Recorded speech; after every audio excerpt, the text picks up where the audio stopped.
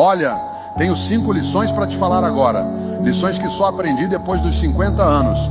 Primeiro, nunca espere alguém te dar bom dia. Seja a ação do momento. Se a pessoa não responder, provavelmente o problema é dela. Ser passivo só ensina a ser tímido.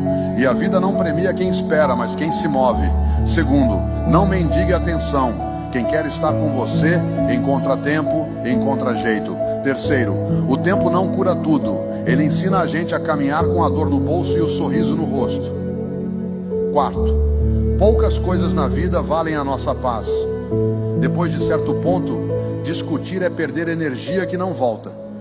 Quinto, felicidade não é um lugar onde a gente chega, é o jeito como a gente caminha. E se eu pudesse te dizer algo a mais, diria: cuide do seu coração como quem cuida de um jardim raro. Seja leve, mas firme. Seja gentil, mas saiba dizer não.